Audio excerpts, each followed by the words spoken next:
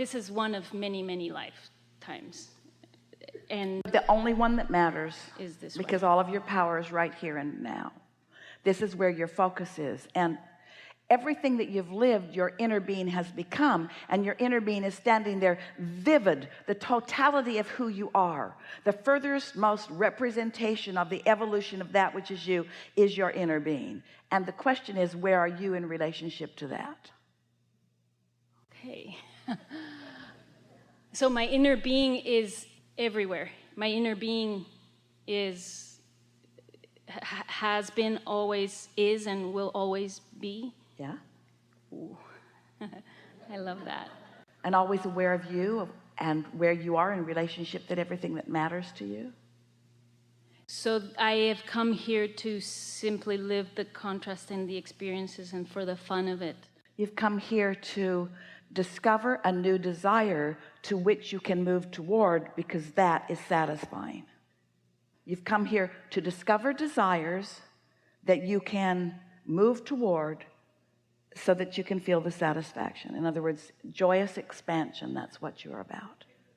We say there's a triad of intentions: freedom and growth and joy. And humans say, we hear you, Abraham, growth, growth, growth, growth, growth. We say, yeah, freedom and growth and joy. Yeah, we hear you, growth, growth, growth, growth, growth. Freedom, you're so free you can choose bondage. Growth is inevitable, but if you're reaching for joy or that satisfaction factor, now you've got it all together, you see. So it still feels unsettled.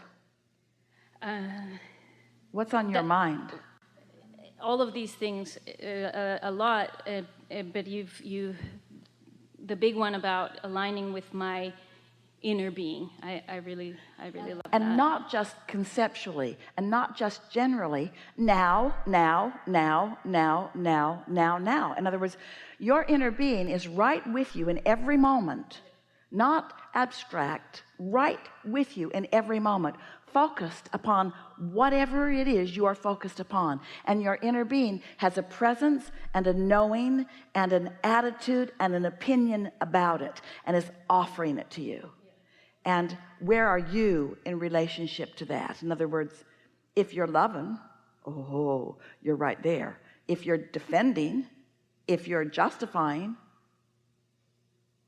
I just know that I am living a mediocre life compared to what my inner being. Well, you know what? You always will be if you're going to put it in those terms. So here's how it works. You're going to like this. Contrast causes you to know what you don't want and know what you do want. Well, at first, what you do want is weird because you know what you don't want more. So this is your natural proclivity. But now you've been listening to us and you're wanting to think about what you want and why you want it. And so you line up with it, and now you're a vibrational match, and then boom, that manifestation happens. Not only does the manifestation happen, but now you have a whole new set of contrasting experiences. So you know what you don't want, you know what you do want. You launch your rocket of desire, but you focused over here rather than over here. But you want to feel better, so you focus over here. You get feeling better. You've achieved vibrational alignment. Boom, the new manifestation happens, and a whole new set of contrasting experiences. And on it goes eternally, which means there is always going to be a gap between what you've launched and what your inner being got hold of, and you're catching up with it. But hear this, it's the catching up that's fun. That's the best part of life. I want to be there now. But you're crying about it, and it's moving toward it that is fun. And you said just now what we were accusing you all of. You want to go right from the vibration, bam, to the full manifestation. No, you don't. No, you don't. You want the exhilaration of getting to witness your own expansion as it comes into place, as it comes out to play with you, first in thoughts and then words and then deeds and then manifestations. That's what you want. I just need to be patient. I'm enjoying the ride. But you know what? When you're moving toward what you want, you don't need to be patient. You are. We don't want you to be patient. Patient is enduring, moving in the wrong direction and putting up with it. We don't want that. If you feel impatient, you're not satisfied. Choose satisfaction over impatience by finding some way of explaining to yourself that it's unfolding and that it's fine. Yeah? And being grateful. Yeah. No. Because you see, what you're demonstrating here, and it's real, what you're feeling is this belief that you have that you're here to get it right. And we say you're here to just continue to be. You're here to joyfully evolve. And you can't even begin to get it right till you get it a little wrong. You don't even know what right is if there isn't wrong.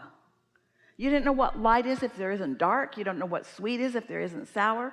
You don't know what enough is if there wasn't not enough. It's all part of it. What is got to be enough, because it's all you've got access to in any given moment. If there wasn't some place to go, you would be so bored. It's life causing you to want something, and then you finding a way to get moving in the direction of it, and then feeling that satisfaction. And yes, we know what you're talking about, because on some subjects you are magic. On some subjects you line up so easily, the thoughts flow easily, things unfold for you, and you want that on all subjects. We understand that. But just remind yourself of the laws of the universe, and compliment yourself as often as you can about how well you're doing, and acknowledge how many things are going the way that you want them to go. We began this discussion by talking about step 5. Really, step 1 is you ask, and contrast is necessary to do that. Step 2 is source answers and puts it in the vortex, and it's a done deal even though you can't see it. And step 3 is you get into the receptive mode, mostly by meditating. There are other ways, but mostly appreciation is another way, but meditation is a surer way. And then step 4 is you get really good at that. Step 4 is mastery of step 3. Funny that we would name a whole step just for doing the step before it well. But you're just so good at it. Sometimes you just reach for a better feeling thought. Sometimes you meditate. Sometimes you do a focus wheel. Sometimes you call somebody who's always happy and you just talk to them for a minute. Sometimes you go get a massage, or you take a swim. In other words, anything that you can do to make yourself feel better. That's mastery. That's that mastery that we're talking about. Just want so much to feel good as much as you can, and have so many tricks up your sleeve to do it that you just nearly every single time can get there if you want to. That's step 4. That's mastery of step 3.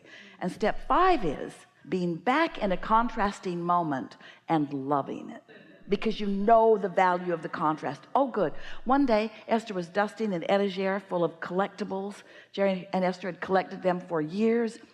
Precious things, Yadros and Sabino glass and some Dom, and all the special things that both of them had enjoyed as they gathered up along their physical trail, and they were all on this etagere. And Esther went to dust it, and it had little pegs that glass was sitting on. And Esther didn't realize that every time she dusted it, it was moving a little more off its peg. And so this one day she just reached her hand up and laid her dust cloth on it, and that was the last bit of holding that it had. And this very heavy top glass slipped off its peg and crashed to the next, which crashed to the next, which crashed to the next.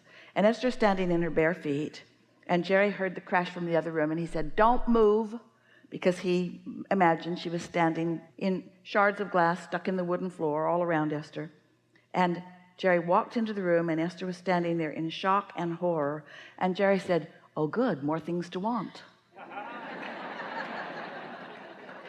Oh, good, more things to want. Their collectible shelf had been all collectibled out. They were having a hard time finding a place to put a collectible.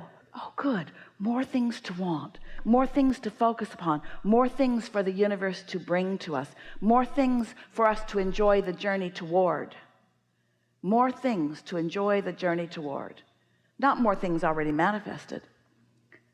I'm a sculptor, and I've created this magnificent sculpture. Do you like it? It's the only thing I'm ever going to make. It's that good. Oh, are you going to make anything else? No, that's it for me. That's it for me. Worked on it for quite a while. It was exciting in the beginning. There it is. Anything coming next? No, it's just this. I believe in life purpose, and when someone's found their life purpose, I think they should just do it. And I did it, and there it is. Of course, we're being silly, but that's the way so many people behave. It's like they don't realize that if there's not constantly something more that you've launched a rocket of, then there's not more energy calling you. And if there's not more energy calling you, then there's no life flowing through you. And if energy is calling you and life's flowing through you and you're going, it's great. But if life's flowing through you and you're not going, then it doesn't feel good. And you can't shut it down, because the contrast will make certain that life is always flowing through you. The contrast of this magnificent perfection of creation that you're all a part will make certain that there's constant new energy flowing through you. So you don't have a choice about that. You can't stop wanting. You can't. Life's gonna make sure that you continue to want, but you do have the option of going with it or not, which means feeling satisfied or not. It's simpler than you thought, isn't it? Enough? Yes. This is a really good time for a segment of refreshment.